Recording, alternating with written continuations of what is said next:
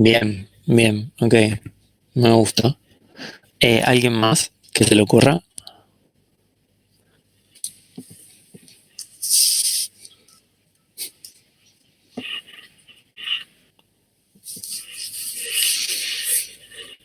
Yo creo que sirve para tratar cualquier tema, porque sin comunicación no se puede resolver nada, digamos. Bien, exacto. Sí, perfecto. O sea, es básicamente lo que están diciendo ustedes, ¿no? Porque nosotros posicionándonos desde el lado de personas que estamos colaborando dentro de una organización, ¿no? Nosotros necesitamos que nos comuniquen cuáles son nuestros objetivos, cuáles son nuestras tareas, qué es lo que se nos espera de nosotros, eh, para poder cumplir con ese rol que se nos asigna, ¿no? Y un poco, como decía Giselle, para saber básicamente qué hacer y no pisarnos con otras personas, o como decía Lucía también, para un poco enterarnos de qué es lo que está pasando, ¿no? Porque imagínense que, eh, no, sí, ¿alguien quiere decir algo? Ah, no, ok, había quedado abierto un mic. Imagínense que nosotros ahora como jefes o dueños de una organización, nos juntamos, hacemos la planificación, definimos las definiciones estratégicas que habíamos visto en un principio, la misión, la visión, los valores, bla, bla, bla, ¿no? Hacemos la estrategia. Y salimos de la reunión, listo, nos vamos cada uno a su casa y esperamos que con esa reunión, habiendo definido nosotros esos objetivos y demás, la organización funcione. Y no va a suceder eso. Nosotros tenemos que comunicar cuáles son esos objetivos, cuál es esa misión, transmitir cuál es esa visión, contagiar un poco lo que son los valores con los cuales queremos trabajar. Entonces, la organización es clave en ese sentido, de arriba para abajo y de abajo para arriba también, ¿sí? Y entre los mismos niveles, obviamente. Es esencial la comunicación en todo nivel de la pirámide organizacional como la conocemos. Eh, Bien, y ahora, nada, acá les quería mostrar un poquito una definición, como para dejarles una definición escrita de qué es la comunicación. Y podemos definir a la comunicación como un proceso social, como habíamos dicho, que es inherente al ser humano, mediante el cual vamos a recibir y transmitir información con el propósito de persuadir a la otra parte para alcanzar algún objetivo determinado, ¿sí? Esa es una definición de organización. Fíjense que acá estamos hablando entonces de un proceso mediante el cual intervienen personas, ¿no? Y en el cual se recibe y se transmite información con un propósito determinado, ¿sí? Y acá estamos hablando de recibir y transmitir información, ¿sí? Y la transmisión la recepción y transmisión de información, me interesa un poco diferenciar esto, porque muchas veces se confunde lo que es la información y la comunicación, y es importante hacer esa distinción un poco, porque nosotros vamos a entender como comunicación a este proceso que estamos describiendo desde que empezó la clase, eh, por el cual se va a transmitir información, ¿sí? Y este proceso va a ser subjetivo de cada persona, ¿sí? Es decir, el proceso de comunicación va a tener, para un mismo mensaje, va a ser, quizás puede llegar a ser distinto para una persona que para otra, ¿sí? En cambio, la información es objetiva, ¿sí? Es puramente lo que es dato, ¿sí? La información es un conjunto de datos ordenados y procesados de determinada manera y expuestos de determinada manera, pero que carecen de subjetividad. En cambio, como dijimos, la comunicación es subjetiva, ¿sí? Es relativa al sujeto. Entonces, yo quizás estoy intentando comunicar este Perdón, mensaje. profe. Sí, Me perdí un poco. ¿Información es un conjunto de datos que carecen de qué? de subjetividad.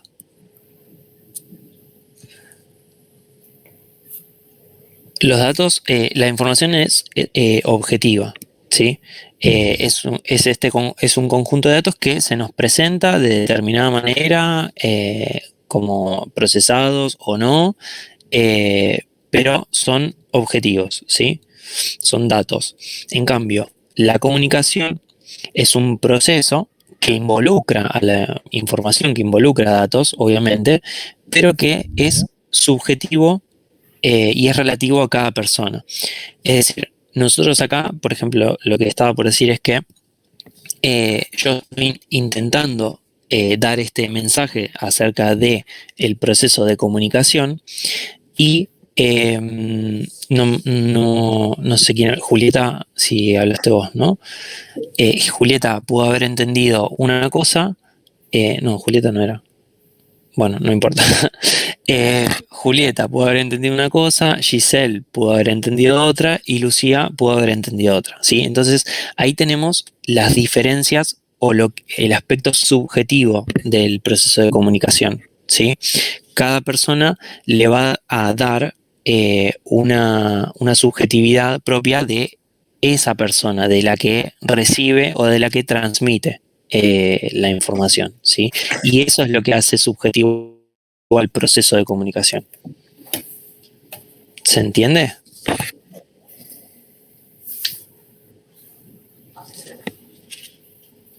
Dígame que no, ¿eh? Y volvemos. Digamos que del proceso de comunicación es subjetivo mediante el cual cada persona recepciona esa información de distinta manera. Por eso es subjetivo. Exactamente, porque la interpretación de la información va a ser subjetiva de cada persona. La información va a ser datos duros, ¿no? Como dijimos, que no tienen subjetividad. La subjetividad se le agrega el sujeto cuando intenta transmitir o interpretar al recibir esa información. ¿Sí? Perdón, Lucas, te voy a mutear un segundo porque te queda el mic abierto. Ahí va. Así no hay ruido de fondo. ¿Se entendió un poquito más ahora o no?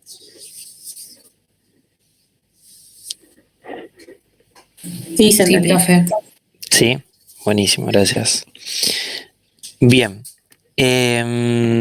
Si no, avísenme, chicos, ¿eh?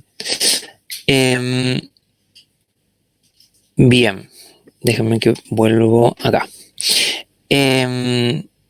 Bueno, nada, y nos parece interesante o por lo menos necesario hacer esa distinción porque la información está contenida dentro del proceso de comunicación y no son lo mismo, ¿sí? Entonces estaba bueno hacer esa distinción o aclaración. Bueno, y ahora tenemos, ahí va, no me ha avanzado. Estos otros dos conceptos que son la retrocomunicación y la retroalimentación. A ver, son quizás palabras más complejas, pero no tienen mucha complejidad en lo que es el concepto en sí. La retrocomunicación es la respuesta al proceso de comunicación original, ¿sí? Entonces, el proceso de comunicación tiene un propósito, ¿no? Que es el de producir, nosotros ahí pusimos el de persuadir a la otra parte, alcanzar un objetivo determinado, bueno. Pero básicamente el proceso de comunicación tiene el propósito de generar un estímulo en otra persona, ¿sí? Ese estímulo se va a ver reflejado en una respuesta de la manera que sea, ¿sí?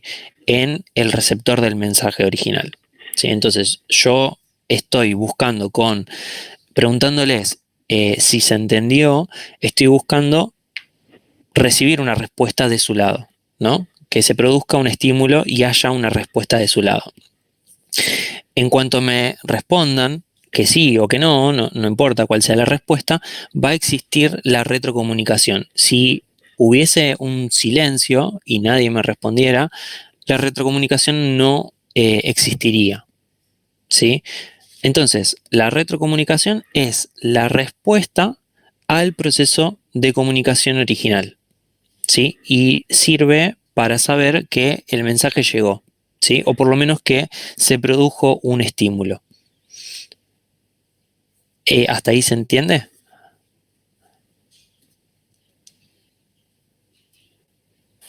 Sí, Sí, profe. Bien, ahí va. Ahí tuve miedo en un momento de que no exista la retrocomunicación en este caso, pero terminó existiendo. Bien. Y ahora el otro concepto que tenemos ahí es la retroalimentación.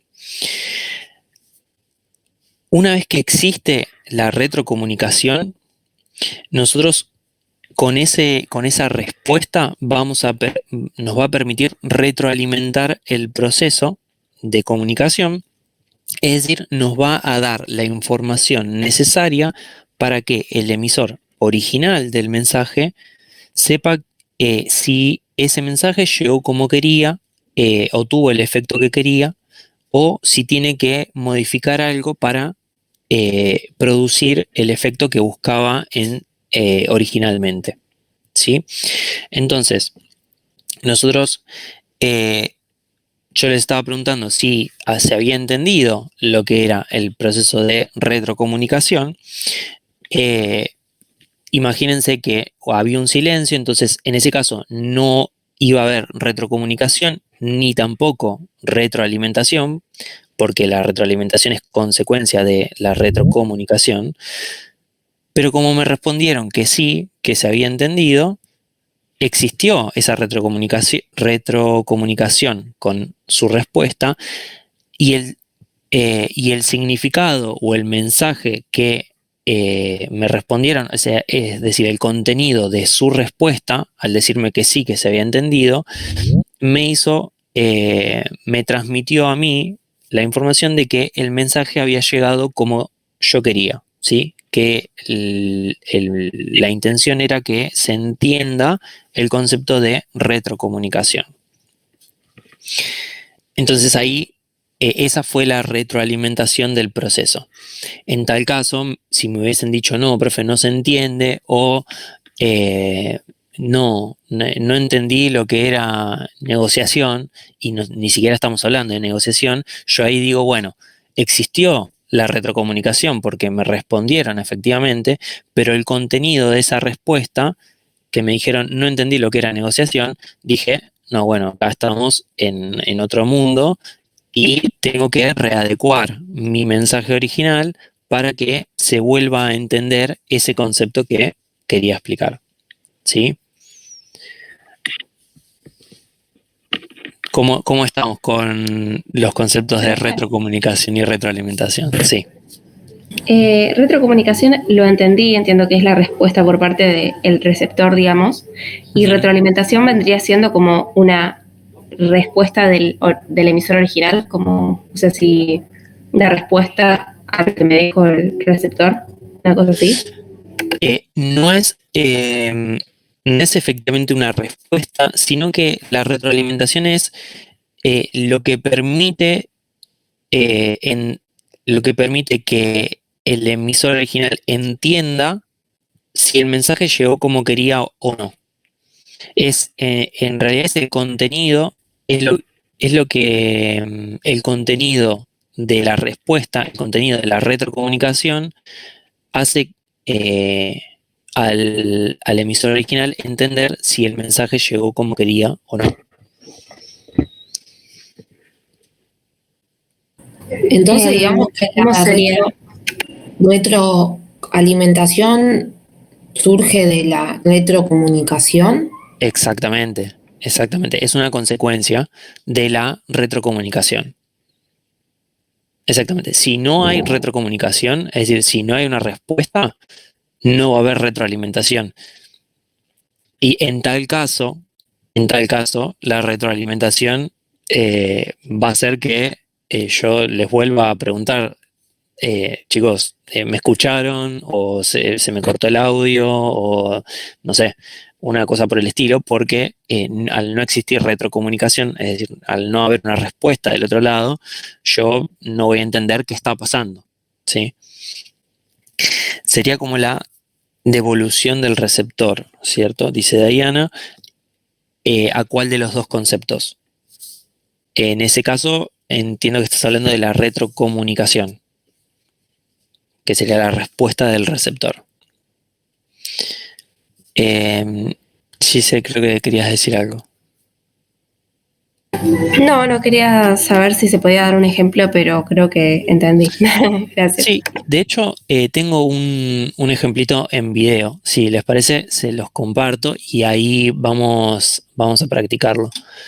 A ver, espérenme que tengo que dejar de compartir esto. Y...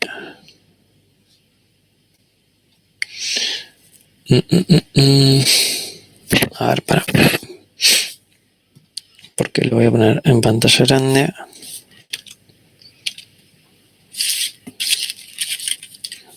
Vuelvo acá. Y la ventana sería esta. Díganme si están viendo un video. Ay, no sé si compartí sonido. Esperen. A ver, vamos de vuelta. Compartir ventana. Ah, bien, no iba a compartir. Ahí va, compartir sonido. Ahí está, ¿no? La pantalla, el video, perdón. Sí. Perfecto. Bueno, le vamos a dar play. Ustedes van a ver estos 20 segundos de video y me van a decir dónde identifican la retrocomunicación y dónde la retroalimentación. ¿Sí?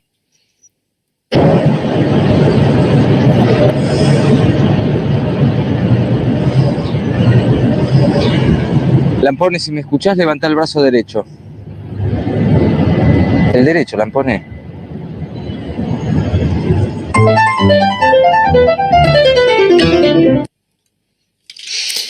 Bien. ¿Se puede escuchar? Quizás esta es una escena bastante conocida, pero ¿la pudieron escuchar bien? ¿Se vio bien? Sí, se escucha, profe. Buenísimo. Bien.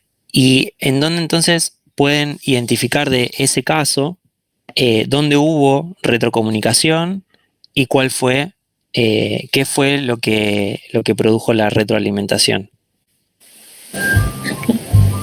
La retrocomunicación sería que esta persona con el walkie-talkie le habló a la otra persona que estaba colgada, y la retroalimentación fue el acto, o sea, esta persona le dijo que levante el brazo derecho, y el que estaba colgado, el receptor, levantó el brazo izquierdo. Ahí hubo una mala retroalimentación, o sea, retrocomunicación, y la retroalimentación es que le corrigió y le dijo que levante el brazo derecho de vuelta, y ahí sí levantó bien el brazo. Puede ser. Ok, tenemos, gracias Mati Gracias. por el aporte. ¿Alguna otra opinión? Para mí, la retrocomunicación estaría en que el muchacho, o sea, Lampone, levante el brazo izquierdo cuando le habían dicho el derecho. Bueno, no me acuerdo cómo era. Y la retroalimentación sería cuando el de los binoculares, digamos, le dice el derecho, como diciéndole de nuevo. No sé si está bien. Bien, excelente. No puedo creer que, chicos, vamos a usar alguna de las clases que quedan para introducirlos en los simuladores. No puede ser que no se sepan los nombres. Por favor, la vi 2 veces, pero no me los acuerdo. Bueno. Ok. Bueno, si no la vieron, vean los simuladores, que es una de las grandes series argentinas. Exactamente es como nos decía Giselle, porque Mati, lo que vos nos dijiste es que la retrocomunicación era cuando...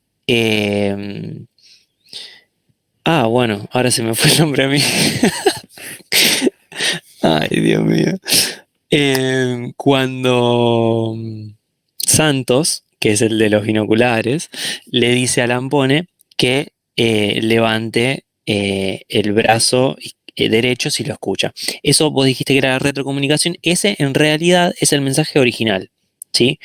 La retrocomunicación, como decía Giselle, es cuando Lampone levanta uno de sus brazos, en este caso levantó el izquierdo, cuando el mensaje pedía que levante el derecho, ¿sí?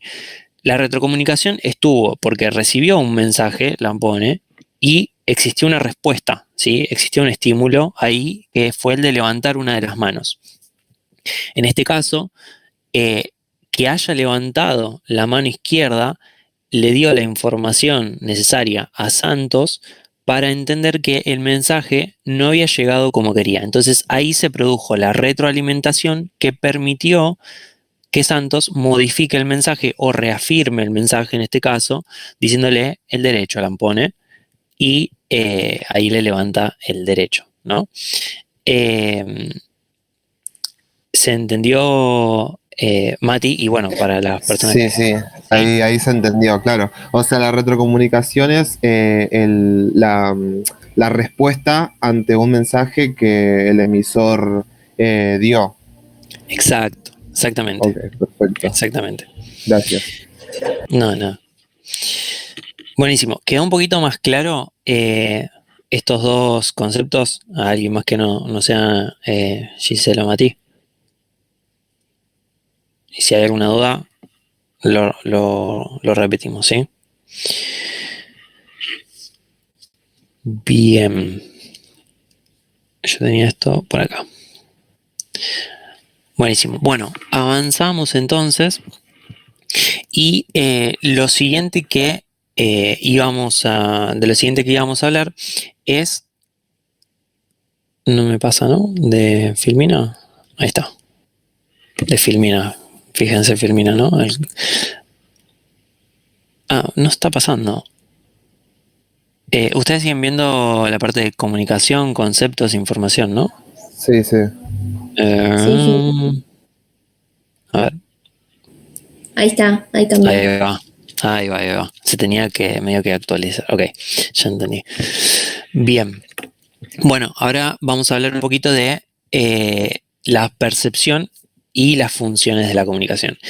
En sí, la percepción, cuando hablamos de percepción, vamos a decir que lo verdadero o válido, como dice ahí, no es lo que indica el emisor, no es lo que transmite o emite el emisor, sino que lo que comprende el receptor.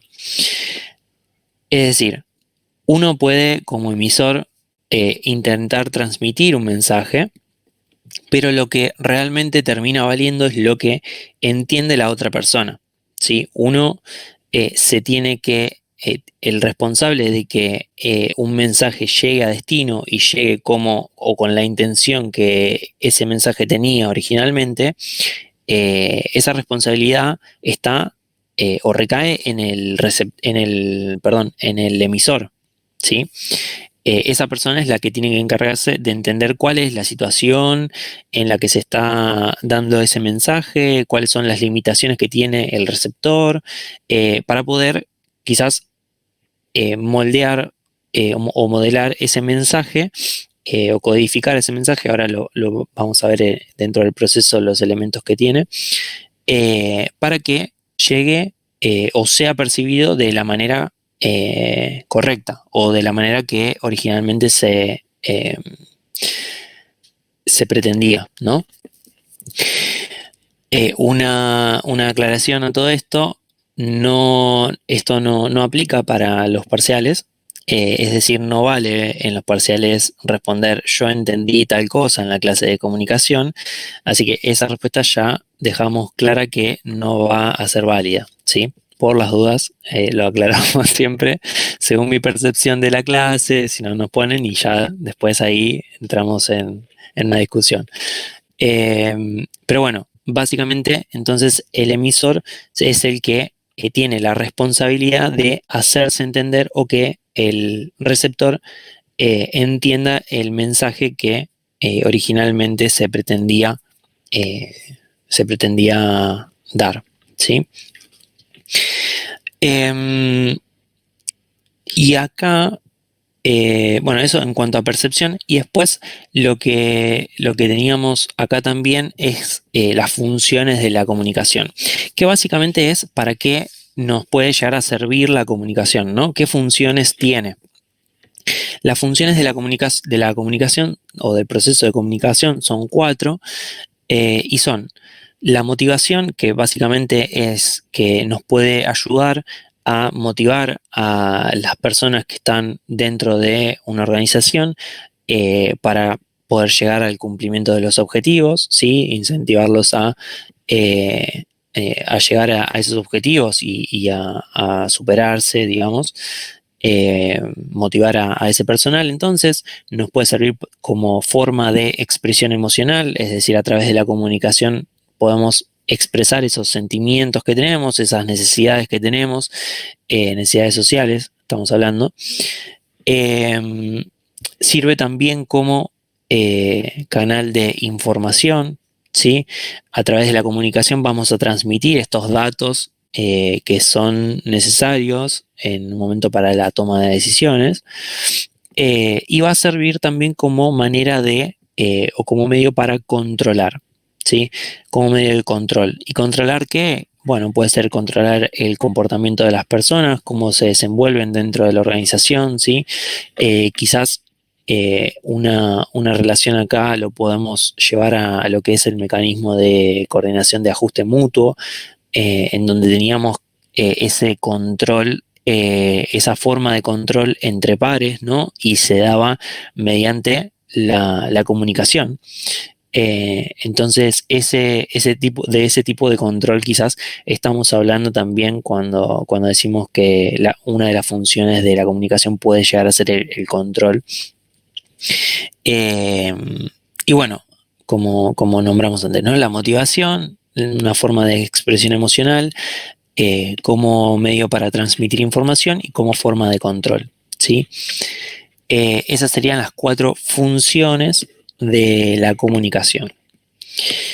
De acá, ¿nos queda alguna duda, alguna pregunta?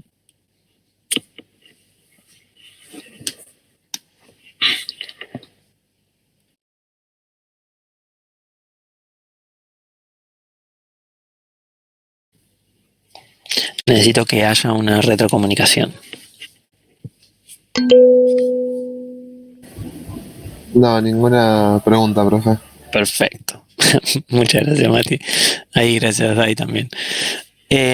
Con eso, con el pulgarcito de arriba, yo ya estoy, eso para mí es suficiente para entender, para que haya una respuesta y para entender que, no sé, ¿es la derecha o la izquierda, Dai? Esa.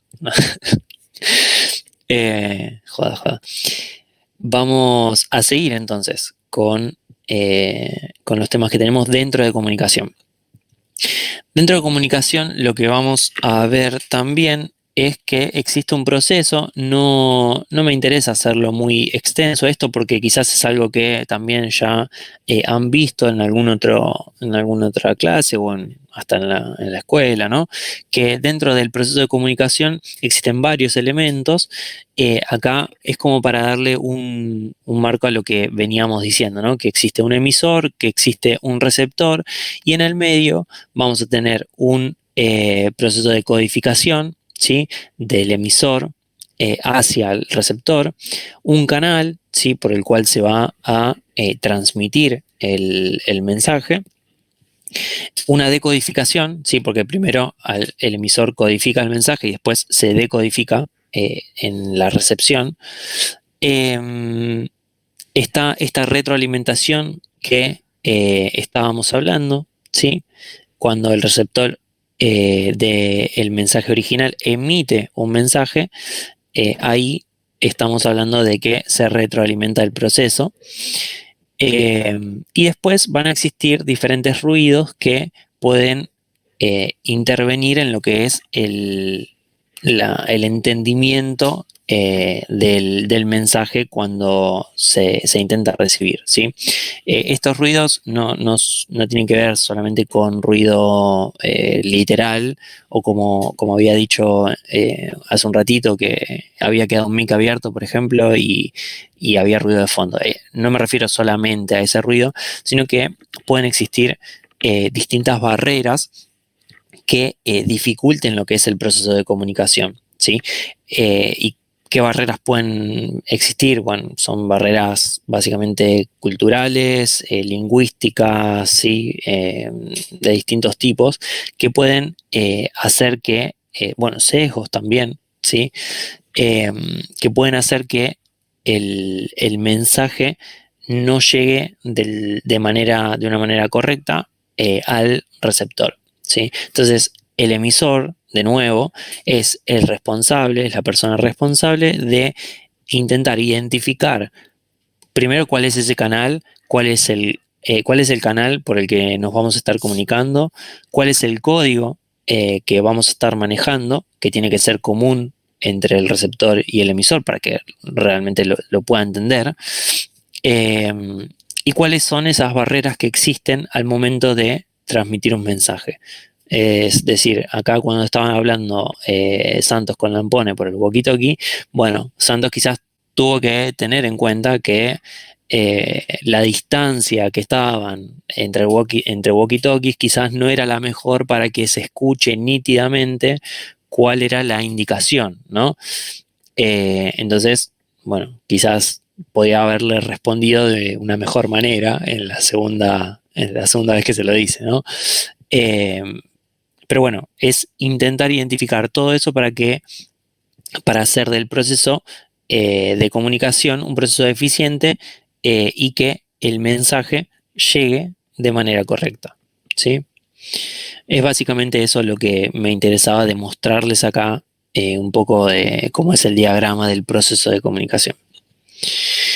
Y después vamos a ver que existen diferentes direcciones en las que se puede dar la comunicación en las organizaciones, ¿sí?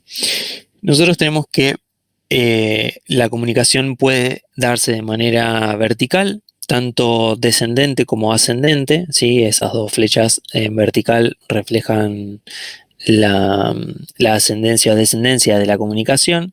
Básicamente es descendente cuando son órdenes o directivas de niveles jerárquicos superiores, y ascendente cuando personas de nivel jerárquico inferior emiten quizás un informe o dan una exposición sobre distintos resultados que pudo habérseles pedido, ¿sí? Después tenemos a la derecha la dirección horizontal, que la dirección horizontal es la que quizás coordina el trabajo en sí. Es la comunicación entre equipos de trabajo, ¿sí? La que coordina las relaciones laborales del día a día. En un mismo sector, por ejemplo, de personas dentro de un mismo rango, la comunicación va a ser horizontal, o esa comunicación que se da se va a denominar horizontal. Después tenemos la comunicación ad hoc, ahí abajo a la derecha, que tiene esas flechitas en forma que se disparan para cualquier lado, porque básicamente es un tipo de comunicación que no tiene una dirección específica, sino que el objetivo de la comunicación es básicamente informar de algún suceso a toda la organización, ¿sí? Es decir, este tipo de comunicación se va a transmitir a toda la organización por igual, no importa qué orden jerárquico tenga, y y bueno, la van a recibir todos. Esto básicamente son quizás más comunicaciones que recursos humanos o la persona que esté a cargo de recursos humanos tiene que hacer para informarles a todos. Por ejemplo, no sé, si existió un cambio de vestimenta en la organización, bueno, esa comunicación va a ir para todos, claro, como un mensaje de difusión. O los cumpleaños, no sé si en sus organizaciones puede existir o no, mandan quiénes son los que cumplen años en el mes de octubre. Bueno, ese es un tipo de comunicación ad hoc, ¿sí? O si hay algún evento durante el mes y en el cual van a participar toda la organización, bueno, ¿cuáles son los eventos del mes del que pueden participar toda la organización? ¿Sí? Sí, perdón, en mi trabajo existe eso, pero la comunicación sobre eso que comentabas de los cumpleaños, eventos y demás lo da el departamento de marketing, no de recursos humanos.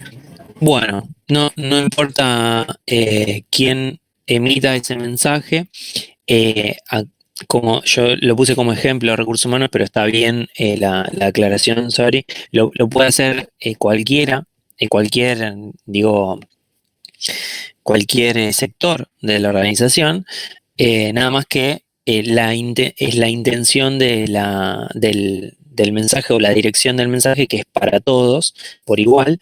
Entonces ahí es donde estamos hablando de una comunicación ad hoc, ¿sí? No importa quién la emita. O pedidos cuando se pide dadores de sangre, por ejemplo, ¿no? También. Sí. ¿Querías decir algo de ahí? No. Ok. Ok. Seguimos. Estas son estas tres que fuimos mencionando, las verticales, tanto ascendentes como descendentes, la horizontal y la ad hoc, son quizás las más comunes o las más clásicas, los tipos de comunicación o las direcciones de la comunicación un poco más clásicas. Y nosotros después vamos a agregar este otro tipo de dirección de la comunicación, que es las comunicaciones potenciales. Este tipo de comunicaciones son complementarias a las demás, no es que si existe una va a dejar de existir la otra, y de hecho deberían coexistir, ¿no? En particular, estas comunicaciones potenciales van a ser las que se den entre diferentes sectores o áreas o niveles de la organización, ¿sí? No sé, el gerente de contabilidad con la gente que está trabajando en tesorería, porque, no sé, les pide cierta información. No tiene quizás una cadena de mando, no tiene una autoridad jerárquica definida sobre el gerente de finanzas, sobre la gente de no sé qué otro sector dije, pero existe realmente esa comunicación y no la podemos como descartar o dejar de lado porque es relaciones entre personas que existen dentro de la organización. ¿Y por qué le llamamos potenciales? Porque si nosotros dejamos de prestarle atención a este tipo de relaciones o comunicaciones cruzadas entre personas de distintos niveles o sectores o áreas de la organización, quizás nos estamos perdiendo la posibilidad de identificar potenciales proyectos entre equipos interdisciplinarios dentro de nuestra misma organización, y eso generaría nuevas posibilidades de estructuras de trabajo, ¿sí? O de proyectos de trabajo.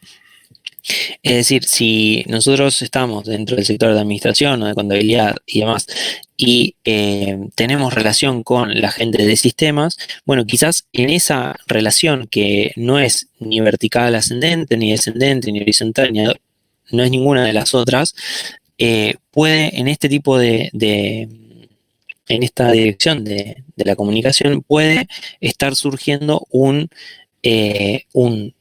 equipo de trabajo o una posibilidad de proyecto de trabajo en el que, no sé, nosotros estemos o querramos automatizar un proceso de nuestro cierre contable y lo hagamos junto con el equipo de IT, ¿sí? Entonces, ese tipo de comunicación, y como para relacionarlo con un concepto que ya vimos, en la clase de configuraciones estructurales, nosotros vimos que existía lo que se llamaba organización informal, ¿no? Bueno, un poco está asociado con esto, ¿no? No dejar de ver, por no estar claro en lo que es el organigrama o en la relación jerárquica, no dejar o no perder de vista este tipo de interacciones o de relaciones o comunicaciones entre personas de distintos sectores o niveles o áreas, ¿sí? Entonces, profe, los potenciales serían similares a los horizontales, pero los horizontales están destinados a un área específica y las potenciales en la comunicación entre las distintas áreas.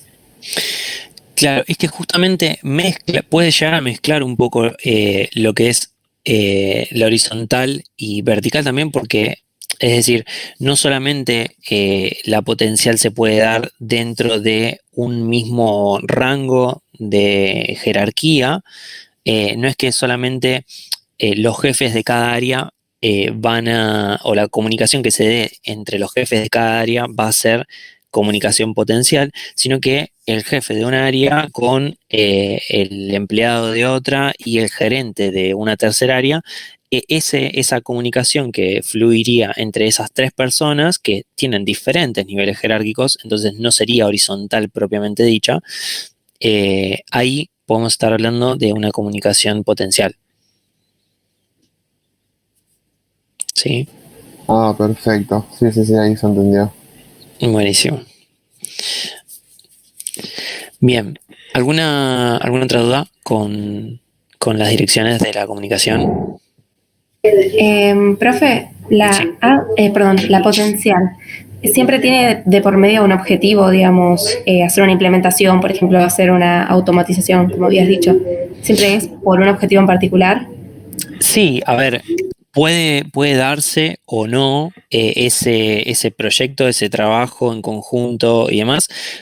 Lo interesante es identificarlas para no perder la posibilidad de explotar o el potencial que tenga un proyecto o un trabajo entre esas personas que a priori vienen de diferentes ramas o de diferentes lados y pueden llegar a trabajar en conjunto. No siempre termina materializándose en algo, pero por eso mismo es potenciales también, ¿no? Eh, pero sí, está apuntada a eso, nada más que no siempre se va a terminar materializando.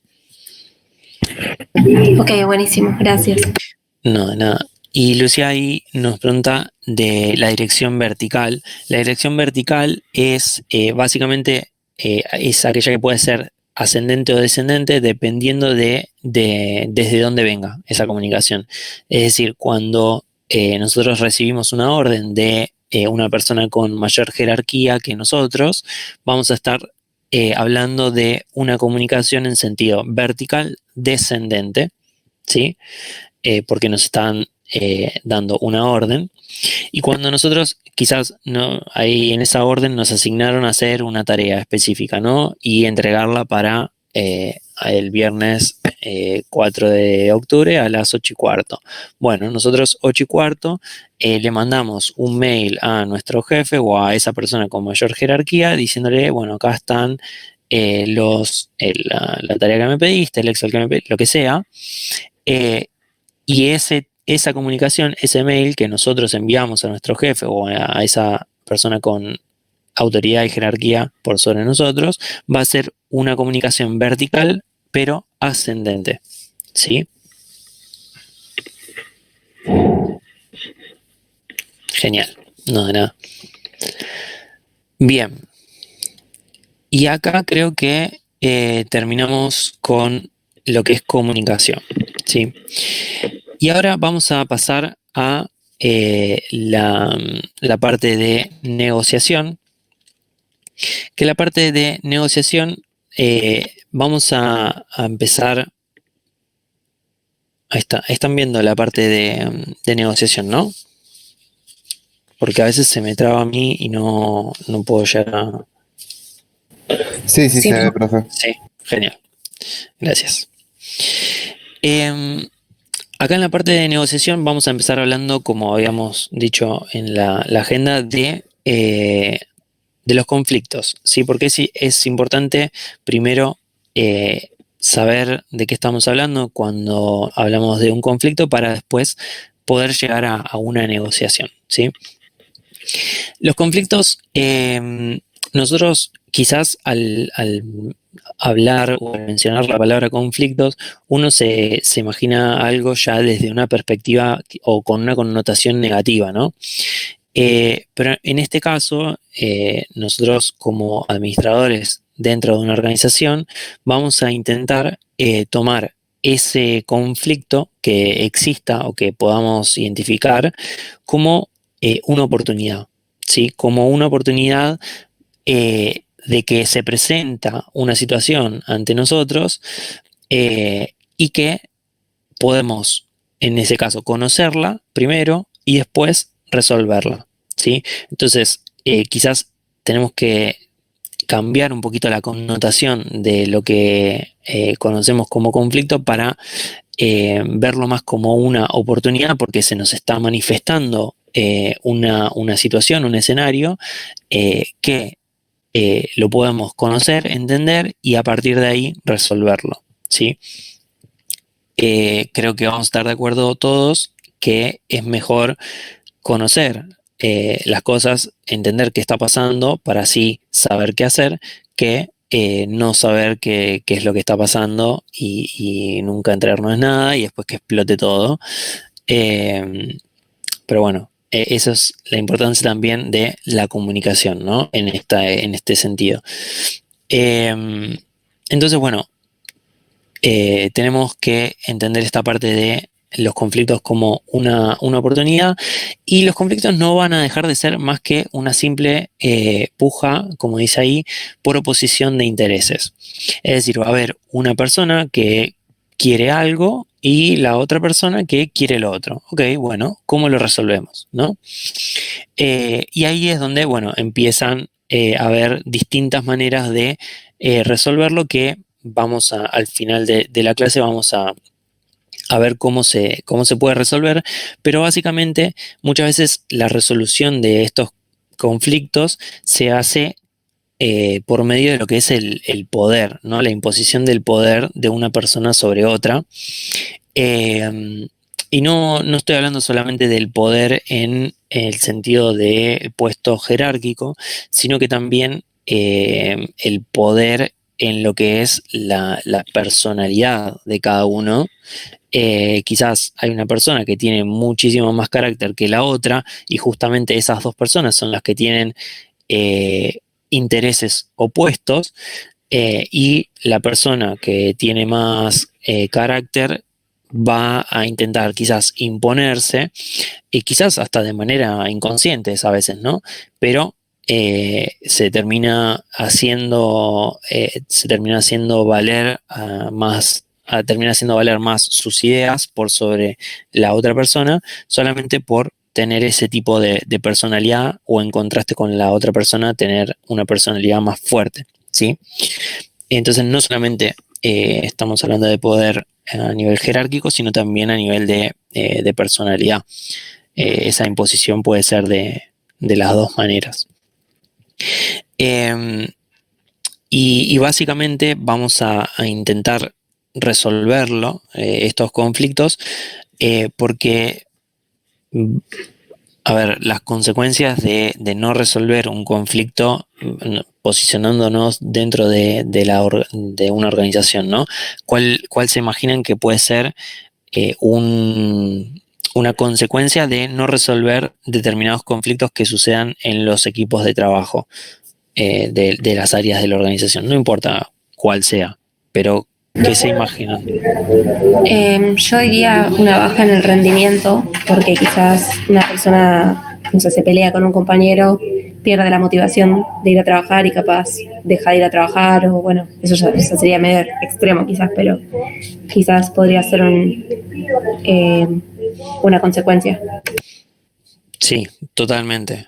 Totalmente. La falta no, la desmotivación quizás, o el deterioro de lo que son las relaciones laborales, en el sentido de lo que estabas diciendo vos, es una de las consecuencias de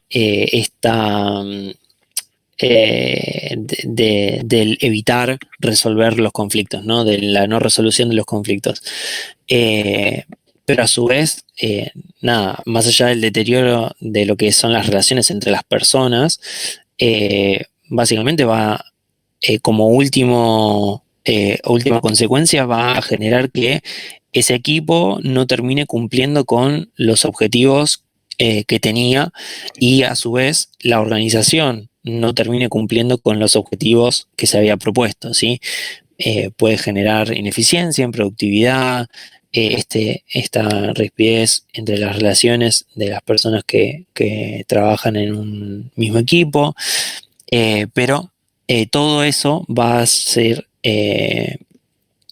hacer que quizás la organización no llegue a cumplir con los objetivos que se había propuesto. Entonces, por eso es que a la organización le tiene que interesar conocer cuáles son esos conflictos, tomar esos conflictos como una oportunidad para conocerlos e intentar resolverlos, porque de no resolverlos puede llevar al no cumplimiento de sus objetivos, ¿sí?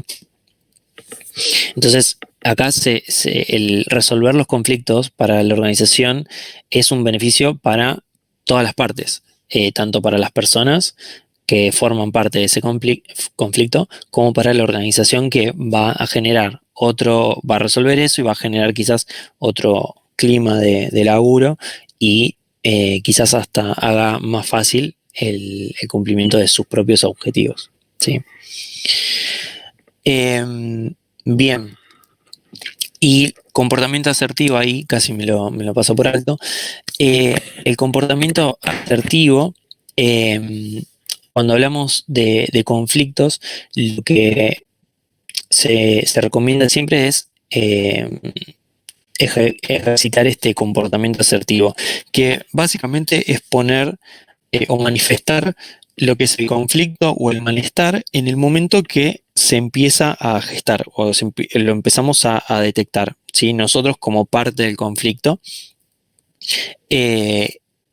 cuando estemos detectando que se está gestando o generando un conflicto, el comportamiento asertivo es literalmente poner o manifestar lo que sea que esté sucediendo, así comunicar básicamente qué es lo que nos está pasando, o qué es lo que está pasando si obviamente detectamos un conflicto en otro lado, ¿no? Y que no formemos parte. Y bueno, esto obviamente, tener lo que se dice una conducta acertada y expresar desde el momento cero, o bueno, apenas lo conozcamos, el inconveniente, hace que se pueda tener un tratamiento del conflicto a tiempo, ¿sí? Y como veníamos diciendo, si no se trata a tiempo el conflicto, puede tener o puede llevar o concluir en que una persona termine reprimiendo todos sus sentimientos, sus emociones, y estallar de alguna manera, y nada, ninguna de esas conductas sería la adecuada, ¿no? O la acertada en este caso. Ahí también, profe, entraría un concepto que vimos la última clase sobre dominio personal también. O sea, no solo comunicar el tema de lo que pasa, sino también comunicarlo de una buena manera para no generar más conflicto del que está. O sea, si capaz la estás pasando mal, no comunicarlo de una mala manera para no empeorar la situación. Totalmente, totalmente. En ese caso, a ver, yo diría que es mejor expresarlo de la manera que te salga que no expresarlo, pero obviamente va a ser mucho mejor recibido si vos quizás podés filtrar o intentar expresarte de una manera no tan agresiva desde un primer momento. Totalmente, en eso coincido. Va a ser mucho mejor al proceso, ¿no? Pero acá en lo que es el comportamiento asertivo, básicamente la expresión o la manifestación de ese conflicto apenas los conozcamos, ¿sí? Eh, Obviamente, si es de una manera políticamente correcta, mucho mejor, pero bueno, nada, es la expresión o la manifestación de ese conflicto cuando lo detectemos.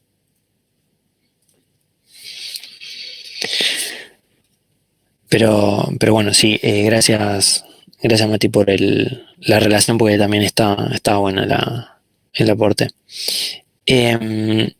Después, lo que tenemos ahora, o avanzando un poquito más en lo que son los conflictos, vamos a tener diferentes niveles de conflictos en los que vamos a poder distinguir tres tipos de conflicto o tres niveles de conflicto. Los intrapersonales, los interpersonales y los intergrupales. A ver, Todavía no se ve, no sé si cambiaste de diapositiva. A ver, ahora. Ahora sí, gracias. Ahí va. Gracias por avisarme. Sí, a veces se traba, o sea, yo paso en mi ventana aparte, pero sé que no se traduce a la que estoy compartiendo. Decía entonces que va a haber tres tipos de niveles. Los intrapersonales son quizás autodescriptivos, pero vamos a mencionarlos un poquito por encima. Los intrapersonales, por las dudas, son aquellos que son internos de la persona, ¿sí? Es una oposición de intereses dentro de un mismo sujeto, ¿sí? Es decir, nosotros estamos en una dicotomía en la que, ¿qué es lo que quiero hacer? Quiero tener un mejor laburo o quiero dedicarle más tiempo a la facu. Quiero tener un trabajo que me aporte lo que es el conocimiento o un sueldo más acorde a lo que necesito para vivir, ¿sí? Son oposiciones de intereses que se nos presentan quizás más internamente, y a eso lo vamos a llamar o va a pertenecer al nivel de conflicto intrapersonal. Lo que son los conflictos interpersonales básicamente son entre dos personas, como los conflictos que veníamos planteando anteriormente, y los intergrupales son los conflictos por oposición de intereses entre grupos o equipos diferentes, ¿sí? Y después tenemos las etapas de los conflictos. Tenemos primero lo que es la prevención, después el diagnóstico y después el tratamiento.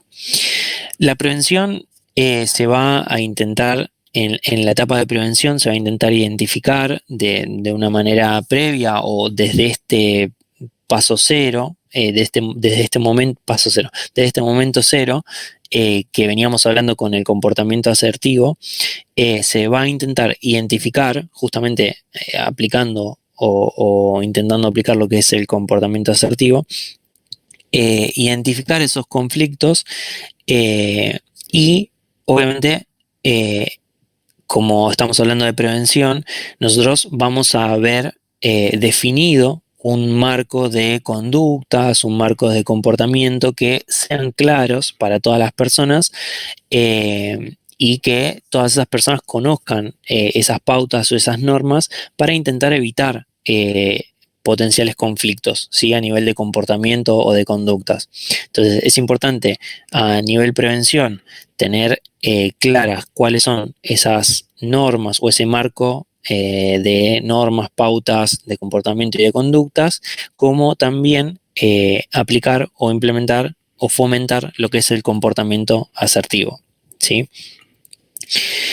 En una segunda instancia, vamos a, una vez que ya tenemos un conflicto, que se nos manifiesta un conflicto, lo que tenemos que hacer es diagnosticarlo, ¿sí? Tenemos que definir qué es lo que realmente está pasando. Con el conflicto ya manifestado, lo que vamos a hacer es analizarlo, ¿sí? ¿Sobre qué se trata este conflicto? ¿De qué estamos hablando? ¿Cuál es el problema? ¿Quiénes son las personas? ¿Qué es lo que quiere cada persona?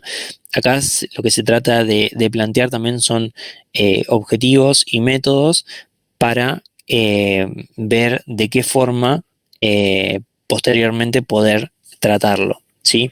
Si es muy amplia la diferencia que existe entre una persona y otra, esto puede darse. Entonces es importante saber de qué estamos hablando y cuál es la magnitud de ese conflicto. Para eso el diagnóstico. Y una vez hecho el diagnóstico, vamos a pasar a la etapa de tratamiento del conflicto, en la que tendríamos que intentar pensar de qué manera vamos a resolver ese conflicto. Vamos a idear o intentar pensar en distintas maneras o formas en la que se puede resolver ese conflicto. Y la resolución de conflictos, que vamos a verla posteriormente avanzando un poquito más en lo que son las filminas, pero la resolución de estos conflictos o la forma de resolver los conflictos no son más que procesos comunicativos con características propias, ¿sí?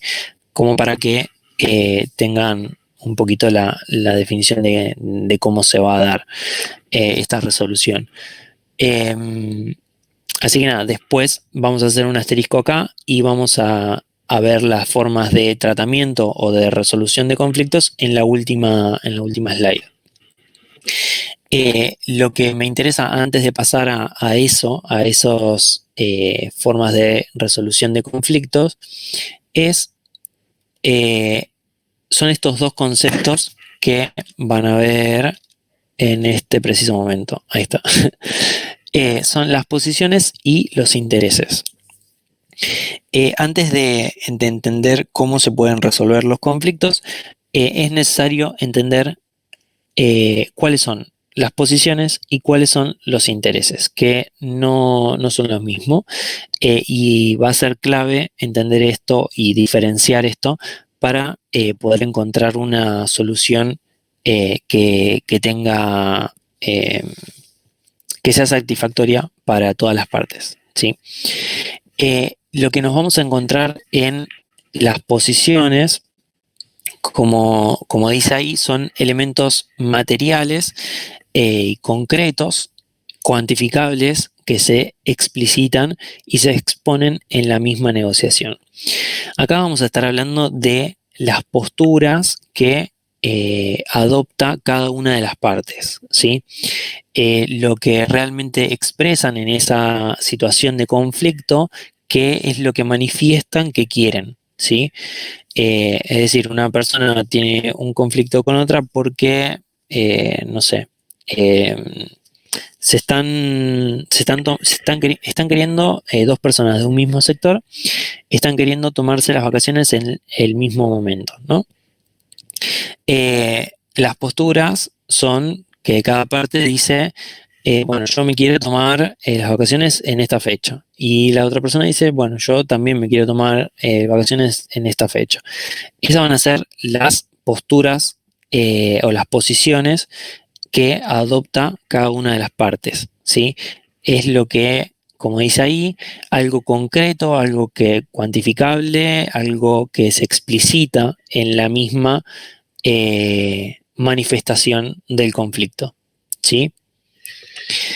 Es lo más visible en una negociación.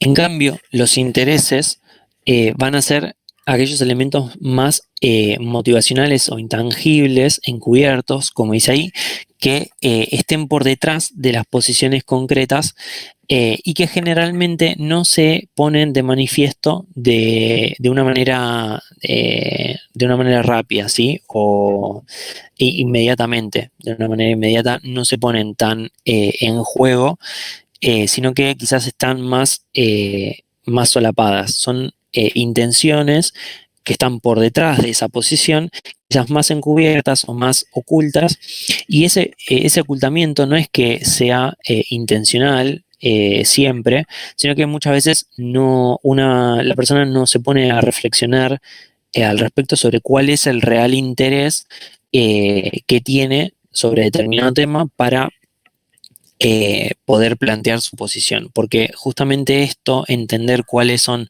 nuestros intereses, nos va a permitir poder adoptar o no otra posición, ¿sí?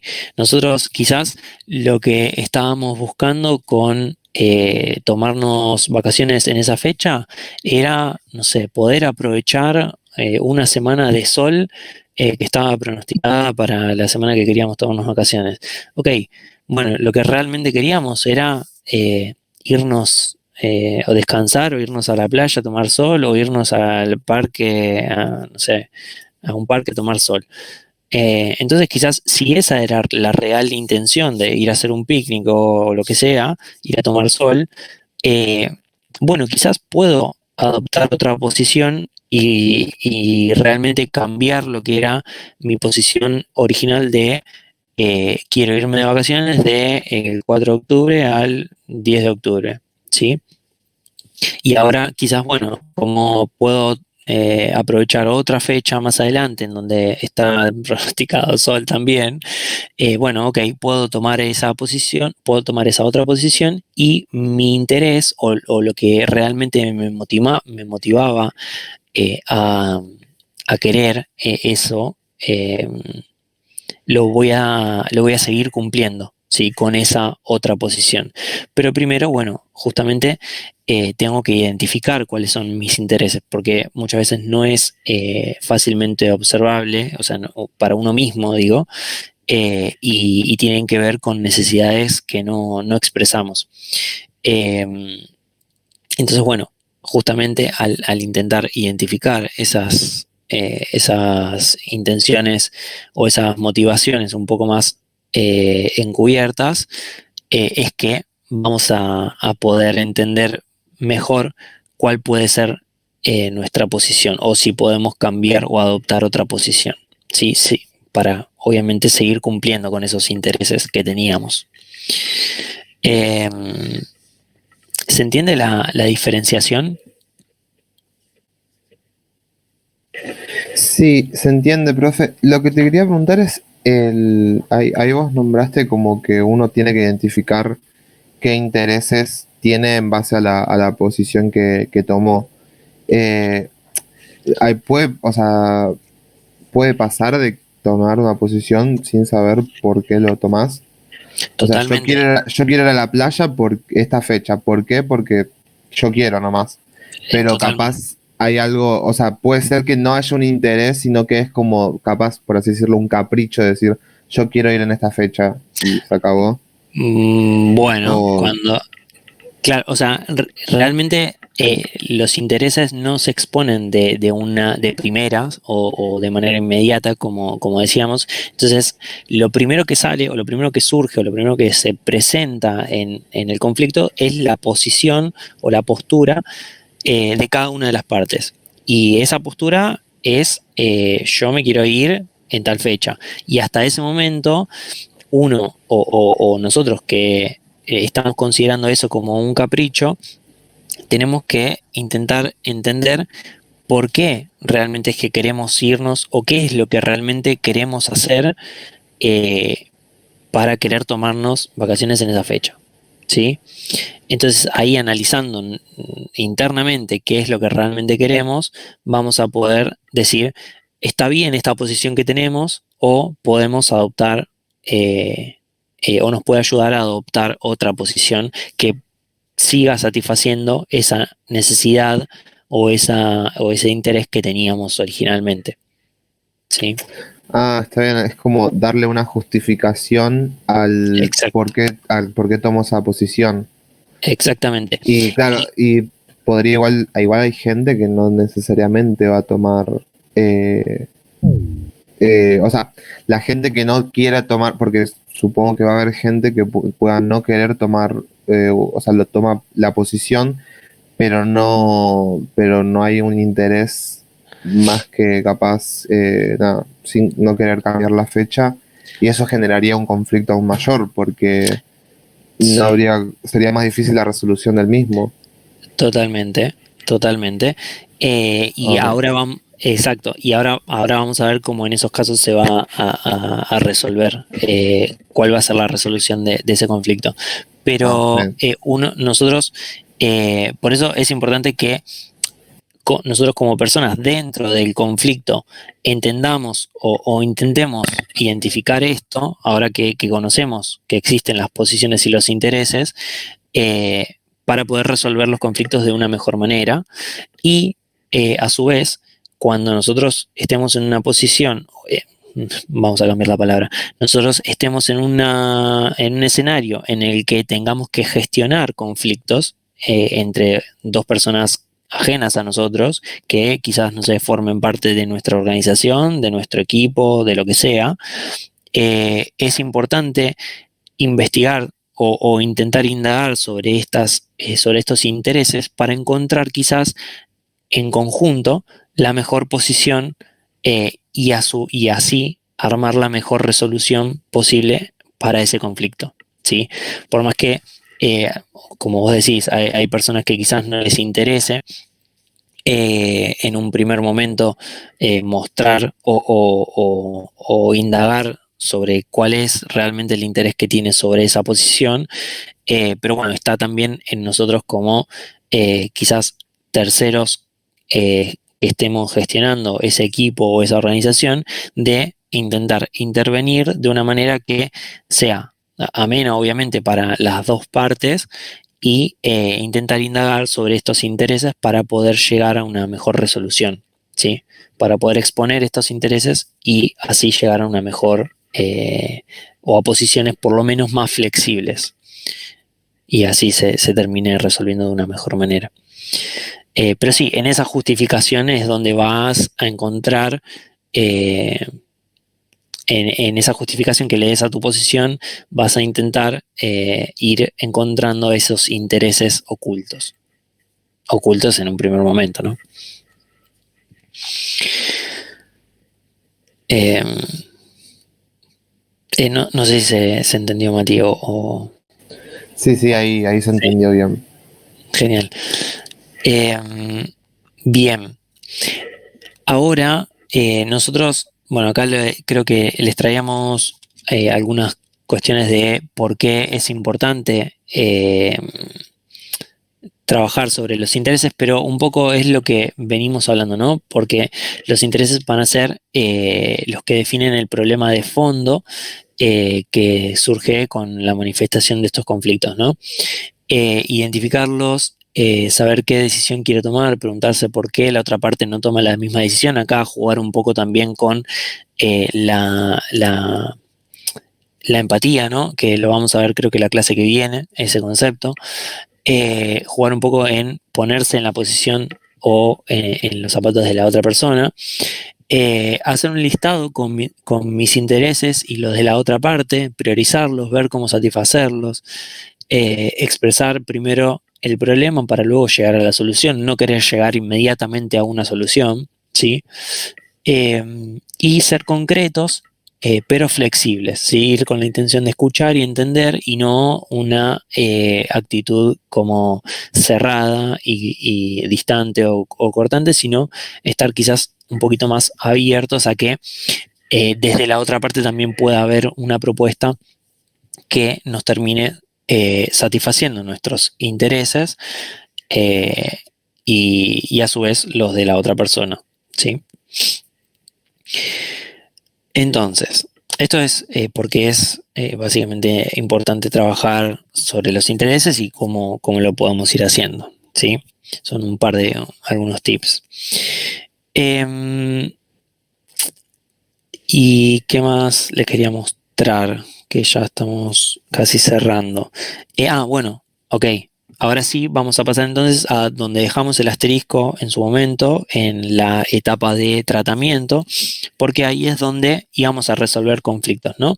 Donde está la resolución o las formas de resolución de conflictos. Acá lo importante, primero dijimos que era diferenciar estas posiciones e intereses para llegar a una mejor resolución. Ok, ¿cuáles son? Gracias, Rodri. Ahí va. ¿Cuáles son esas o esas formas de resolución de conflictos? Bueno, nosotros vamos a tener 5 técnicas para resolver conflictos o 5 técnicas de resolución de conflictos y vamos a poder lograr 4 resultados, ¿sí? Ahora estas 5 técnicas y 4 resultados van a ir tomando un poquito más de sentido a medida que avancemos. Pero nosotros podemos tener una situación en donde el resultado de este conflicto sea perder para las dos partes. En este tipo de resolución o esta técnica de resolución de conflictos que se llama la evitación, lo que hacen las partes es alejarse del conflicto, no exponer cuáles son sus intereses. Profe, perdón, ¿aparece Sí. la evitación ahí en la pantalla? Porque está... Perdón. Ahí No, va, no me pasa problema. ¿no? Sí, ahí sí. Coño, perdón. Tenemos entonces de nuevo la técnica de evitación, sí, que es una de las 5 técnicas de resolución de conflictos, mediante la cual las partes lo que van a hacer es distanciarse de lo que es, o sea, un conflicto expresado, manifestado, diagnosticado y demás. Lo que van a hacer las partes es distanciarse del conflicto, lo dejan pasar y no se resuelve, ¿sí? Ese conflicto queda ahí en una nebulosa y no se resuelve ni para una parte ni para otra. Entonces, esta técnica de resolución de conflicto, donde ambas partes dicen, ¿sabes qué? Nos vemos en Disney, no te quiero ver más, y dejan de lado el conflicto, no dejando de lado en el sentido de decir, ok, está todo bien, sino que de que no se resuelva, ¿sí? Esa técnica se va a llamar evitación y el resultado de la aplicación de esa técnica va a ser que las dos partes pierdan. ¿Por qué? Porque ninguna de las dos partes pudo llegar a cumplir el objetivo que tenía. Ninguna de las dos posiciones se hizo valer por sobre la otra y ninguno cumplió con su objetivo, ¿sí? Entonces acá en este caso el resultado va a ser que las dos partes pierdan. Después tenemos otras, a ver si ahí va, sí. Tenemos otras 2 técnicas que una se llama suavización y la otra forzamiento. Y esto va a depender un poco de, fíjense que el resultado es que una parte gana y otra parte pierde, dependiendo de dónde lo estemos viendo, ¿no? Situémonos en la primera parte o la parte izquierda de los dos lados, situémonos nosotros en esa parte, ¿no? Con la primera técnica lo que vamos a estar haciendo es que una de las partes, o sea, nosotros, como una de las partes, lo que vamos a hacer es ceder por completo lo que son, lo que es nuestros intereses, nuestra posición, cedemos todo ante la posición de la otra persona y dejamos que esa persona termine cumpliendo con lo que quería y nosotros lo tratamos de resolver de esa manera, ¿sí? Es decir, bueno, ¿sabes qué? Ándate vos de vacaciones en esta fecha, yo veo después qué hago o qué es lo que quiero hacer y demás. Y en ese caso, la aplicación de esa técnica va a ser que yo voy a perder, ¿sí? Tanto mi posición como mis intereses y la otra parte va a ganar. Entonces, nosotros aplicando esa técnica va a denominarse suavización. Sí, porque nosotros estamos como suavizando ese conflicto, ¿sí? Pasando a la otra parte en donde nosotros vamos a terminar ganando aplicando la técnica de forzamiento, es porque nosotros vamos a terminar utilizando quizás ese poder o esa fuerza que habíamos hablado en un principio de la clase para imponernos sobre los intereses y sobre la posición de la otra persona. Entonces, en ese caso, cuando nosotros utilizamos esa fuerza, ese poder de ya sea jerárquico o de personalidad, como habíamos visto, lo que vamos a estar haciendo es imponernos y forzando la resolución de ese conflicto a nuestro favor. Entonces, por eso vamos a estar diciendo que el resultado de la aplicación de la técnica de forzamiento es ganar-perder, ¿sí? La parte que fuerza gana y la otra parte pierde. Acá en la suavización, la parte que aplica la suavización pierde y la otra parte termina ganando, ¿sí? Y por último, y ahí ya ahí abrimos a las dudas porque sé que quizás existan en este punto, vamos a tener estas últimas dos técnicas de resolución de conflictos en donde las dos partes van a salir ganando, ¿sí? Una va a ser la negociación y otra va a ser la confrontación. En la negociación lo que va a pasar es que ambas partes que estén relacionadas en el conflicto, lo que van a hacer es ceder cierta parte de su posición y negociar para resolver esa situación. Entonces nosotros vamos con una posición determinada, la otra parte tiene su otra posición determinada por la cual se genera el conflicto, y quizás lo que terminamos haciendo es cediendo en base a esas posiciones. Es decir, volviendo al ejemplo de las fechas de vacaciones, si nosotros planteamos que queremos tomarnos del próximo lunes al próximo viernes y la otra persona quiere lo mismo, quizás terminamos cediendo en que nosotros nos tomamos lunes a miércoles y la otra persona de miércoles a viernes, solapándonos solamente el miércoles, que supongamos que sea algo posible para la organización, bla, bla, bla. Entonces estamos cediendo quizás las dos partes en no tomarnos determinados días o no tomarnos 2 días cada una de las partes, y resolviendo el conflicto en donde de una manera que estaríamos ganando los dos porque nos estaríamos tomando vacaciones, nada más que cedemos un poquito sobre nuestra posición original, ¿sí? En la negociación, de nuevo, se trabaja sobre las posiciones. En cambio, en la confrontación, para sorpresa de nadie, lo que se va a estar dispuesto a trabajar es sobre los intereses, ¿sí? Entonces, en este caso, lo que se va a hacer es que los intereses salgan a la luz o sean manifestados por las dos partes, digamos, y mediante el trabajo de estos intereses, las partes estén dispuestas a adoptar quizás una posición totalmente diferente a la que venían teniendo, y el trabajo se dé a partir de cuáles son los intereses de cada una de las dos partes, y así buscar cuál es la solución satisfactoria para las dos partes sin centrarse solamente en las posiciones originales, sino que trabajando sobre los intereses, ¿sí? Entonces, en una confrontación, en la resolución a través de la confrontación, se va a intentar buscar una nueva resolución a partir del trabajo sobre los intereses y obviamente buscando que las dos partes salgan ganando. Entonces, en estas últimas dos técnicas, si bien el resultado es el mismo, la forma de llegar al resultado va a ser diferente, ¿sí? Bien, eso es lo que... Profe, Sí. te hago una consulta. ¿A qué te referís cuando decís que se trabaja con los intereses, sobre los intereses? Bueno, justamente por eso es que vamos un poquito a volver atrás.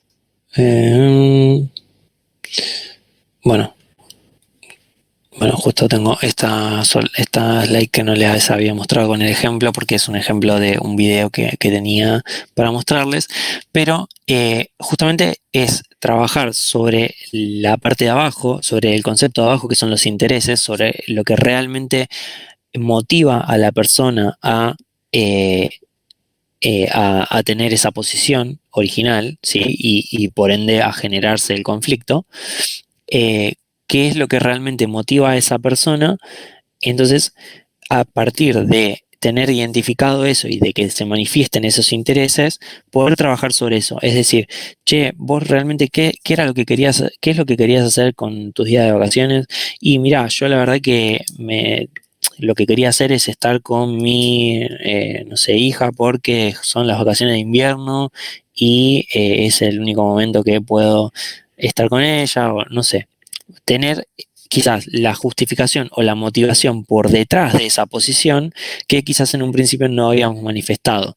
Entonces, a partir de la manifestación de ese interés, quizás se pueda trabajar en una solución diferente y que las dos partes terminen ganando de todas formas, ¿sí? Entonces, el trabajo sobre esos intereses va a formar parte de la técnica de resolución que vamos a llamar confrontación.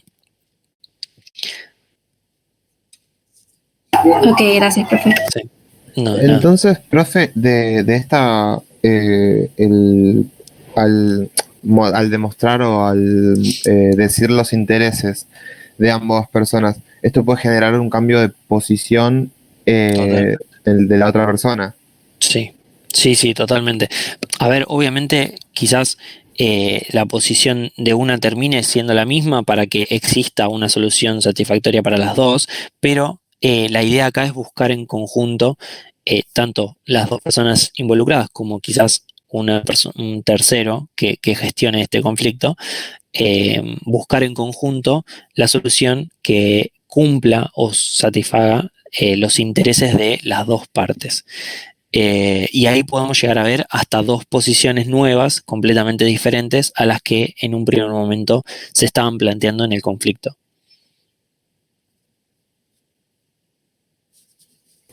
Bien, gracias, profe. No, nada. Bien, yo dije que quizás iba a ser una clase más cortita, pero la verdad que no. Igual me gusta porque fueron planteando varias dudas y prefiero que sea así, la verdad, y irnos sacando las dudas a medida que van surgiendo. Así se pone de manifiesto el conflicto y estamos trabajando el comportamiento asertivo que venimos describiendo en esta clase. Así que me gusta que haya pasado de esta manera.